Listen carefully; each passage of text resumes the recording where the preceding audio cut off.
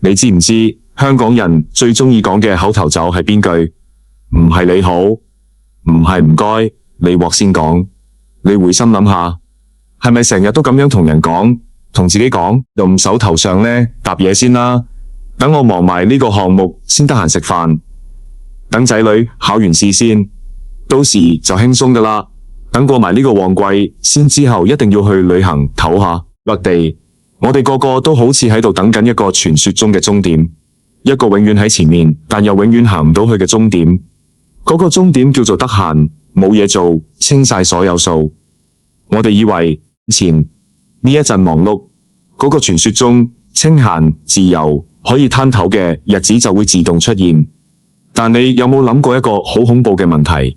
呢個終點，你由30歲講到40歲，講到50歲，你有40歲，你有冇一次真冇㗎？因為現實係你搞掂咗個項目，第2日就有3個新項目等緊。你仔女考完試，跟住又話要揾學校，又話要補習，年結就安樂晒，轉個頭又要準備新一年嘅預算。我哋將延遲享受包裝得好靚，但真相係我哋喺度延遲人生。今日想同你分享一本書，人生只得4000個星期。作者係奧利弗·伯克曼，一個研究時間管理好多嘅專家。但呢本書唔係教你點樣做時間管理大師，一切36個鐘出嚟，佢係要嚟督爆你嘅，一針見血咁話你知。你以為自己唔夠高效率，唔夠勤力，所以先搞唔掂？錯晒，係成個高效率嘅遊戲本身有一個局，跟住我慢慢同你拆解。先講一條好簡單嘅數學題，一個人假設你好叻，平平安安活到80歲，80歲聽落好似好長，但你知道換算成星期，幾個星期嗎？4000個就係咁多，4000個星期。你諗下，如果你戶口得4000蚊港紙，你今日去超市買幾塊靚和牛，聽日買2盒日本草莓，後日搭的士過海，埋今個月嘅電話費，你會發現張伯達通嘟客，啲錢就好似倒水咁，冇咗4000個星期就係咁樣。如果你今年40歲，恭喜你，你已經用咗大約2000個星期，百度已經拆咗一半。如果你今年50歲，籌碼就更加少，剩翻嘅係最後嗰2000個星期左右。你諗真啲，我哋憑咩要將最寶貴、最有限嘅籌碼用嚟等待賺嘅事，等一個永遠唔會出現嘅得閒？好多人成日覺得，我搞唔掂咁多嘢，係因為我唔夠快。如果我可以再快啲回覆 email， 再快啲做晒啲 task， 我就可以唞啦。當時呢個諗法聽落好合理，但係呢個正正係最大嘅陷阱。作者喺書入面講咗個好殘酷嘅真相：效率越高，派俾你嘅工作就越多。你諗下你公司嘅情況，越快，啲人係咪越覺得你係24小時免費客服？你半夜3更仲覆 email， 你老細係咪覺得哇，呢條友做到嘢喎？然後第2日就塞多3份報告俾你。渴望嘅係你愉快清完一樣嘢就會有2樣新嘢補上，呢個係死循環。我用2個比喻你就明。第一個比喻，點心車，你記唔記得好耐以前飲茶，啲阿姐推住架點心車行嚟行去嗰嘅事，你啱啱食完一籠燒賣，唞咗啖氣，諗住好啦，我飽啦，轉個頭，後面又有架車推過嚟，上面有排骨，有鳳爪，有牛肉球，你忍唔住又拎多2籠，你以為食晒台面嘅嘢？又唔會㗎，點心車繼續推，一車接一車，由朝推到晚，人生就係咁，你永遠冇辦法食晒所有點心。第2個比喻，洗碗，你夜晚食完飯，好努力咁洗碗，3對筷子2隻碟，你連個水槽都捽到反光，心諗搞掂，今晚可以安心睇電視。當你啱啱坐低，個女攞個食完雪糕嘅杯入嚟，老蟹轉頭你老婆又放低個生果盤，老公幫手洗埋。你望住個水槽又滿返，你發現未？個系統由頭到尾根本唔係設計嚟俾你洗完嘅碗碟會不斷出現同湧入，任務會不斷加碼。你如果死都要追嗰個清零嘅終點，你只會追到自己斷氣。好，講完效率嘅詛咒，我哋講第2樣嘢，乜都想要症候群，英文叫 FOMO， Missing out 經執輸，我哋香港人普遍都有呢個病，我哋想要事業有成，同時又想做好爸爸好媽媽，我哋想一年去4次日本打卡，我哋想練出6嚿腹肌，又想每個禮拜同老友吹水飲酒，我哋想追晒 Netflix 啲劇，又想睇晒圖書館借嗰幾本書，你係咪覺得樣樣都好重要？放棄，我用個自助餐嘅比喻，你就明。你去食酒店自助餐，見到生米、和牛長腳、蟹刺身、甜品，你個胃得咁大，但係你雙眼見到乜都想拎，或者食少一盤就實底，所以你個碟堆到成座山咁高，結果呢，你食到好辛苦，食到胃痛，仲要食唔出咩味，最後你發現你其實食唔晒，而且食完之後好後悔。唉，又提我下次唔好咁貪心，但下次你去食自助餐，你係咪又係咁？人生就係一個最大嘅自助餐，你嘅胃即係你嘅4000個星期係固定嘅，你點都冇辦法食晒全世界嘅嘢。書入面提出一個好正嘅概念，叫 JOMO Joy of Missing Out， 錯失嘅喜悅，聽落好矛盾係嘛？錯失都會有喜悅，係㗎，嗰時因為你要接受一個物理現實，你呢一世注定會錯過宇宙中99.9999%嘅精彩體驗。你唔會去晒所有國家，你唔會睇晒所有好書，你唔會識晒所有有趣嘅人，唔係失敗，呢個係現實。關鍵係任何有意義嘅選擇，本質上都係一種放棄。你今晚選擇留喺屋企陪老婆食一餐安樂茶飯，咁你就必然放棄咗同班老友出去劈酒吹水嘅機會。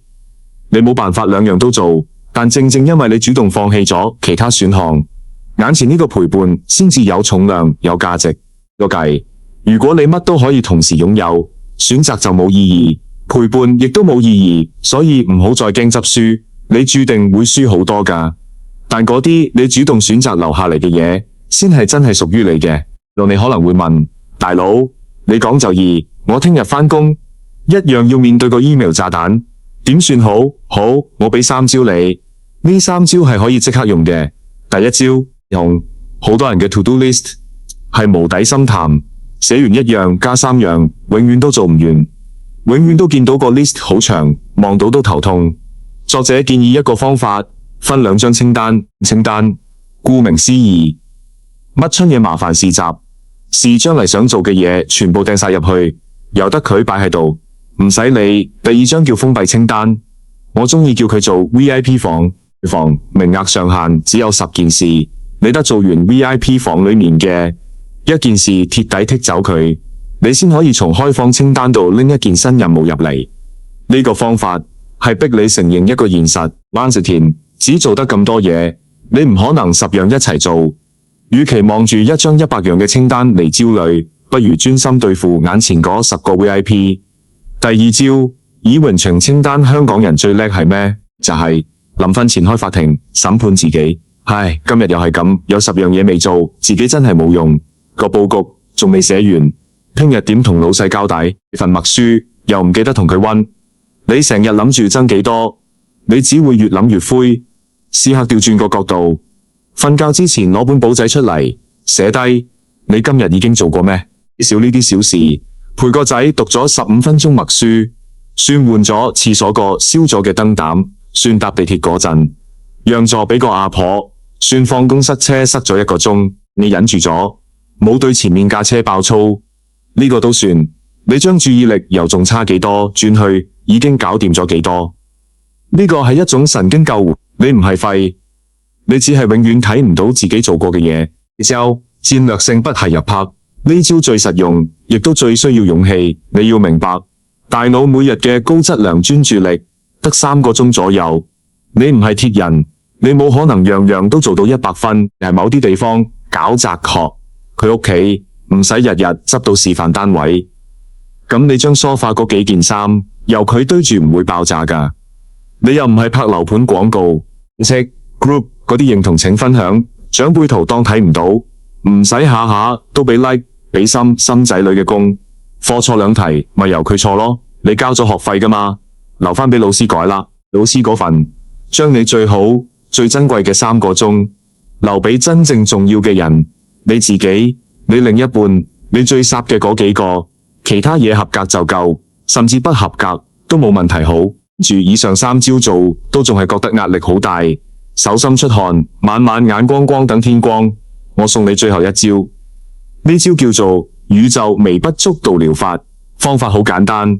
由今日開，會講錯一句說話，覺得全世界都會笑你。當你發現自己 send 錯一個 email， 覺得聽日返工死硬。當你因為阿仔考試低分咗幾分，或係覺得成個人生玩完，你試下做一個動作，將你嘅鏡頭拉遠，拉到你而家坐緊嘅呢間屋，再拉遠到你住緊嘅呢座大廈，再拉遠到成個香港，再拉遠到成個地球，拉遠到太陽系銀河，係成個宇宙。你知唔知宇宙有幾耐歷史？130幾億年。你嗰個煩惱喺呢130幾億年嘅時間線入面，連一粒塵都不如。今日你開會講錯一句嘢，100年之後，你連骨灰都冇人記得，你老細、你同事、你個客，全部都會化為烏有。宇宙根本唔在乎你。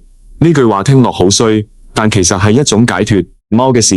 既然宇宙都唔在乎你，咁緊張做咩？你咁焦慮做咩？放過自己啦。